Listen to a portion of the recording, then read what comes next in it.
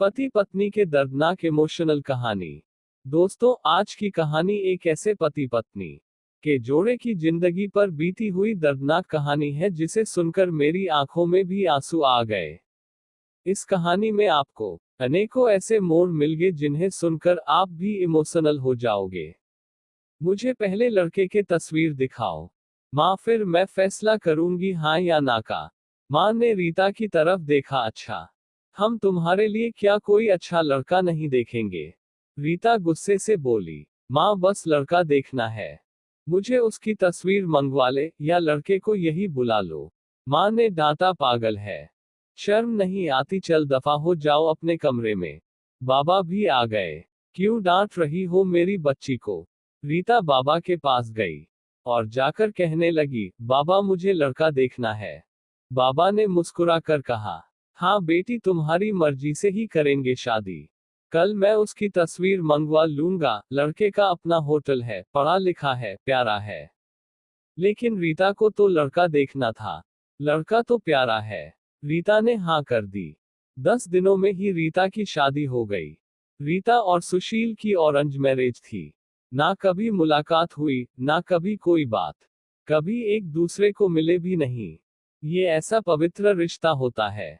दो अजनबी एक जान हो जाते हैं, जो कभी जिंदगी में मिले भी ना हो।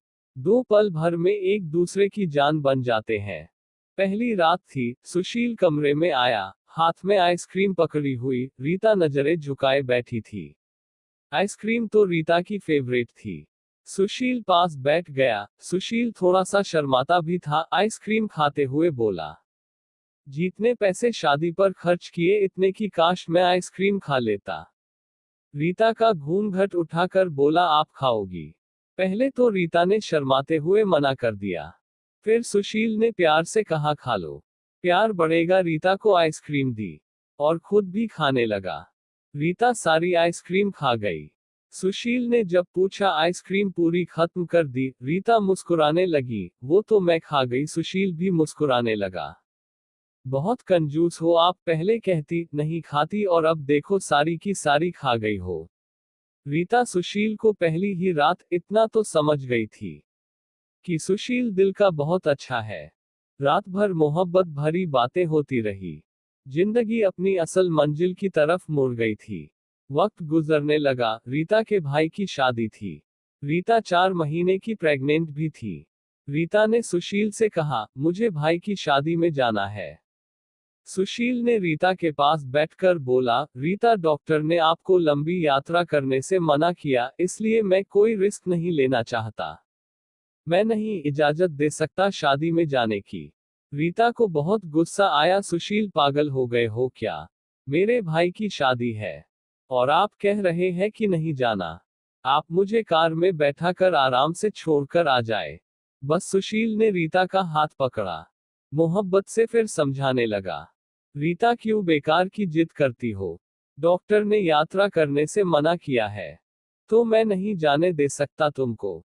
तुम लापरवाह हो जाती हो और मैं तुमको किसी के भरोसे नहीं छोड़ सकता। इतना कहकर सुशील कमरे से बाहर चला गया। रीता रोने लगी। रीता ने अपनी माँ को फोन किया। सुशील मना कर रहे हैं शादी में आने के लिए। माँ ने समझाया, बेटा, अगर वो कर रहे हैं तो मत ही आओ। लेकिन रीता की भाभी और भाई जिद करने लगे। क्यों नहीं आने दे रहा है सुशील हमारी बहन को? वो रात को आए, सुशील भी घर पर था। कहने लगे कि मेहंदी है, 3 ही दिन की तो बात है, रीता को लेने आए हैं।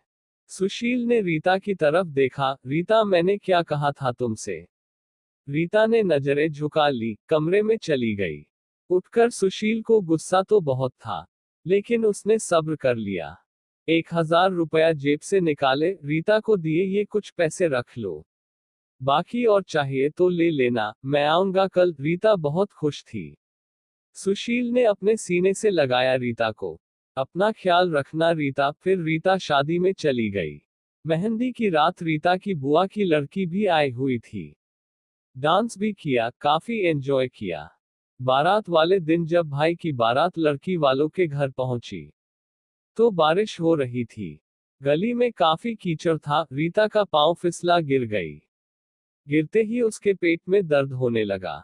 रीता जोर जोर से रोने लगी। जल्दी से रीता को अस्पताल ले गए। रीता दर्द से चिल्ला रही थी। सुशील को कॉल किया, रीता के बारे में बताया। सुशील घबरा गया, वो जल्दी से अस्पताल पहुंचा। डॉक्टर रीता को इमरजेंसी वार्ड में ले गए थे। सुशील बहुत परेशान था। दिल की धड़कनें बेकाबू थी, जुबान पर ईश्वर का जाप था। बाकी सब लोग शादी की खुशियों में मग्न थे, लेकिन यहाँ सुशील परेशान खड़ा था। कुछ देर बाद डॉक्टर कमरे से बाहर आए। उन्होंने सॉरी कहते हुए बताया, आपका बच्चा मर चुका है। सुशील बेजान सा होकर कुर्सी पर बैठ गया। भगवान से हिम्मत मांगकर जल्दी से वार्ड में गया। रीता रो रही थी। सुशील को देखकर मुंह मोड़ लिया। सुशील पास बैठ गया, सर पर हाथ फेरने लगा। अच्छा चल चुप कर, रोना बंद कर, बस ऊपर वाले की मर्जी थी। रीता फूट फूट कर रोने लगी। सुशील मुझे माफ कर दो, मुझसे गलती हो गई। सुशील ने आंसुओं से भीगी हुई पलकों को चूम लिया। अरे बस बस मेरी जान, रोते नहीं है, बस ऊपर वाले की मर्जी थी। चुप हो जाओ, रीता खुद को गुनहगार समझ रही थी, अपने बच्चे और सुशील का। सुशील समझने लगा, रीता का सर अपनी गोद में रख लिया। चुप हो जा, रो मत, अब देख मैं तेरे पास हूँ। रीता को लेकर घर चला गया। शादी खत्म हुई, सब घर आ गए रीता का हाल पूछने। रीता खुद पर इल्जाम दे रही थी, मुझे रोका था सुशील ने माँ, लेकिन मैं जिद करती रही। शादी में जाना है, अगर मैंने इनकी बात मान ली होती तो आज शायद मैं अपना बच्चा ना खोती। सुशील समझ रहा था, रीता दिल ही दिल में खुद को कसूरवार ठहरा रही है। इसलिए सुशील प्यार से समझाता रहा रीता को, अरे पगली है, खुद को परेशान न कर, ऊपर वाले की मर्जी थी ना, ऊपर वाले ने चाहा तो हमें फिर से औलाद जरूर देगा। रीता सुशील की आंखों में देख रही थी। सुशील आप इतने अच्छे हैं, मुझे डांटा नहीं, आपने कुछ कहा नहीं। सुशील ने लंबी सांस ली, मुस्कुरा कर बोला, जब तुमने मेरी बात मानी ही नहीं थी तो रीता अब कुछ कहने का क्या फायदा। रीता समझ रही थी सुशील का खामोश गुस्सा। 1 साल बाद फिर ऊपर वाले ने उनको बेटा दे दिया। सब बहुत खुश थे। सुशील बाहों में उठाकर झूमने लगा। अपने बेटे को रीता बेड पर लेटी, सुशील की आंखों में बेटे की मोहब्बत में निकलते आंसू देख रही थी। जिंदगी में अच्छे दिन आते हैं, लेकिन अक्लमंद वही होता है जो खुद को हालात में ढाल लेता है। सुशील के 2 भाई जो सुशील से अमीर थे, उन दोनों भाइयों का अपना अच्छा खासा बिजनेस था, लेकिन सुशील का छोटा सा होटल था जिससे बस गुजारा हो रहा था। रीता ने जिद की, सुशील बच्चे को गर्मी लगती है, इसलिए यह बहुत रोता है, मुझे कमरे में एसी लगवा कर दे। सुशील ने सिर पर हाथ रखा। अरे रीता, पागल हो गई हो क्या, मेरे पास नहीं है इतने पैसे एसी के लिए। रीता ने जिद की, मुझे ऐसी चाहिए बस कमरे में। सुशील अपने बेटे को सीने पर लेटाकर खेल रहा था उसके साथ। रीता बस एसी लगवाने की जिद किए बैठी थी। सुशील ने रीता का हाथ पकड़ा, अपने करीब किया। रीता, पता नहीं क्यों इतनी जिद्दी हो तुम, लगवा दूंगा एक, ये लो, सो गया है मेरा राजकुमार, इसको लेटा दो। 2 साल बाद ऊपर वाले ने एक बेटी भी दी। वे दोनों बहुत खुश थे। हर अच्छी बुरी ख्वाहिश पूरी करता था सुशील, लेकिन फिर भी छोटी छोटी बातों पर उनमें झगड़ा रहता ही था। बेटा 4 साल का हो गया था, बेटी छोटी थी। सुशील का होटल का काम अच्छा नहीं चल रहा था। सुशील कुछ परेशान था, घर आया देखा बेटे ने उसका लैपटॉप तोड़ दिया था। रीता मोबाइल पर लगी हुई थी। सुशील ने देखा लैपटॉप टूटा हुआ पड़ा है। सुशील चिल्लाकर बोला, रीता ये क्या है। रीता ने देखा, ये आपके लाडले ने तोड़ा है। सुशील गुस्से में पहले ही था, रीता को गाली देकर बोला, तुम्हारा दिमाग काम नहीं करता, इसमें मेरा सारा डेटा था, तुम पागल हो क्या, जाओ खाना लेकर आओ, उठ जाओ। रीता गुस्से में बोली, सुशील मैं नौकरानी नहीं हूँ, सारा दिन बच्चों को संभालूं और फिर तुम मुझे गाली दो। सारा दिन इतना काम करो और कदर इतनी सी है, गाली दे रहे हो। रीता खाना लेकर आई, बैंगन बने हुए थे। सुशील ने बैंगन देखे, चिल्लाकर बोला, तुम्हारा दिमाग खराब है, तुमको कितनी बार समझाया है, मैं बैंगन नहीं खाता। सुशील ने खाना उठाकर फेंक दिया, उठकर बाहर चला गया। इतने में बेटे ने कांच का गिलास तोड़ दिया, जो हाथ पर लग गया। काफी खून बहने लगा था हाथ से। रीता ने बेटे को एक दो थप्पड़ लगा दिए। बहुत तंग आ गई हूं मैं तुम बाप बेटे से। बेटे को उठाकर कमरे में ले गई, रो रही थी, साथ ही बोल रही थी, 5 साल हो गए इस इंसान के साथ, कोई कदर ही नहीं है। बेटे के जख्म पर मरहम लगाने लगी। इतने में बेटी भूख से रोने लगी, बेटी को गोद में उठाया। इस इंसान की ऐसी हरकतें रही तो गुजारा मुश्किल हो जाएगा।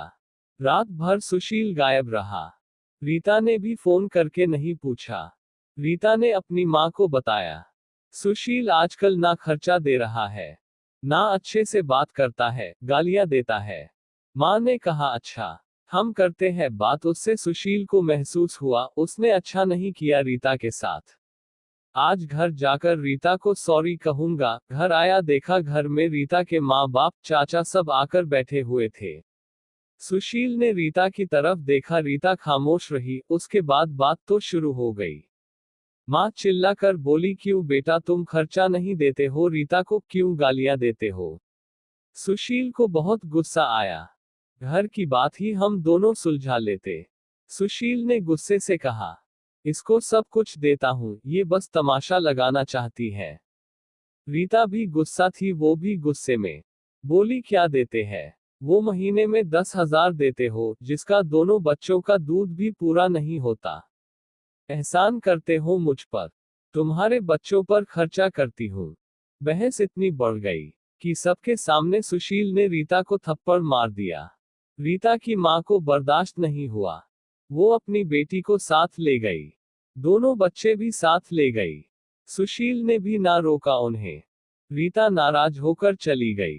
रीता को थप्पड़ ज्यादा जोर का लगा था, निशाना बन गया था। चेहरे पर माँ भी रोने लगी, न जाने पहले भी कितना जुल्म करता होगा मेरी बेटी पर कमीना इंसान।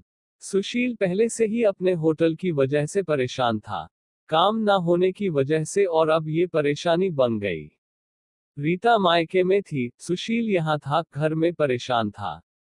हालात इतने खराब हो गए, सुशील को अपना होटल बेचना पड़ा। 2 महीने गुजर गए, दोनों ने एक दूसरे से बात तक न की। दोनों गुस्से में थे। सुशील कहता, खुद गई है खुद वापस आए। रीता की अकड़ थी, मनाने आएगा तो जाऊंगी।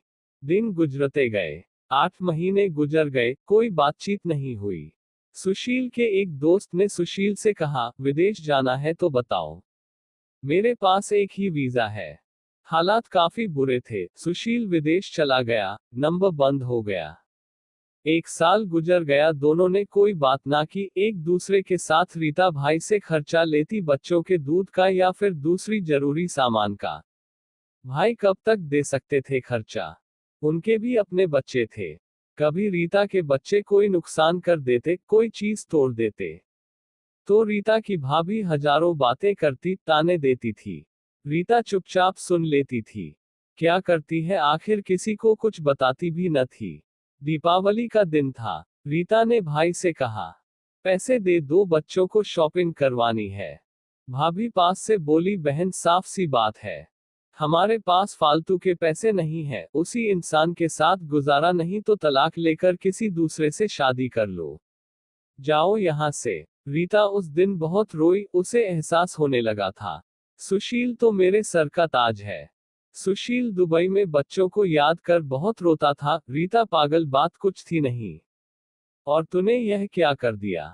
उधर रीता के भाई ने रीता के लिए एक आदमी देखा, जिसकी पत्नी की मृत्यु हो चुकी थी, 4 बच्चे थे। उसके भाई ने रीता से कहा, सुशील से तलाक ले लो, इस आदमी से शादी करके घर बसा लो अपना। रीता की आंखें भीग गई थी आंसुओं से। जल्दी से मोबाइल निकाला, सुशील को फोन लगाया, नंबर बंद आ रहा था। रीता रोने लगी, मुझे सुशील के पास ही जाना है, मुझे कोई शादी नहीं करनी किसी से। उधर सुशील का भी दिल तड़प रहा था। उसने सोचा, मेरी रीता तो मासूम सी है, थोड़े से गुस्से पर नाराज हो जाती है ना, खुद ही माफी मांग लूंगा अपनी जान से। वो टिकट करवाकर हिंदुस्तान वापस आ गया। रीता रो रो कर भगवान से अपने पापों अपनी गलती की माफी मांग रही थी कि ऊपर वाले मुझे माफ कर दे, मुझे मेरा सुशील वापस कर दे। रात भर रोती रही, सुबह बेटे को नाश्ता करवा रही थी कि दरवाजे पर घंटी बजी। भाभी ने दरवाजा खोला, सामने देखा सुशील खड़ा था। रीता की नजर पड़ी सुशील पर। हाथ से दूध का कप छूट गया। नंगे पांव दौड़ते हुए जाकर सुशील के सीने से जा लगी। चीख चीख कर रोने लगी, सुशील मैं बहुत प्यार करती हूँ तुमसे। सुशील के पांव पकड़ लिए, माफ कर दो सुशील। सुशील ने रीता का माथा चूमा, आंसू साफ किया। तुम भी माफ कर दो मेरी जान, मैंने गुस्से में ज्यादा बोल दिया था। बच्चों को सीने से लगाया, प्यार करने लगा। रीता के भाई और भाभी की आंखों में आंखें डालकर गर्व से बोली, मेरा परमेश्वर, मेरा हमसफर है। आप लोगों का बहुत बहुत धन्यवाद। वो सुशील के साथ घर वापस आ गई। दोनों खुशी से सब बातें भूल कर जीने लगे। लेकिन वो इस समाज को इतना बता गए, जज्बात में जुदा हो जाना बहुत आसान है, लेकिन जुदा होकर जीना बहुत मुश्किल है। जो दर्द एक हमसफर महसूस कर सकता है, वो कोई और नहीं समझ सकता। गलत फैसला लेकर जिंदगी बर्बाद ना करें। ये सब वक्त के साथ बदल जाता है। हाँ, अगर नहीं बदलता तो हमसफर अगर कोई नाराज है या घमंड में है तो जाओ मना लो, राजी कर लो एक दूसरे को, इससे पहले कि फिर देर हो जाए।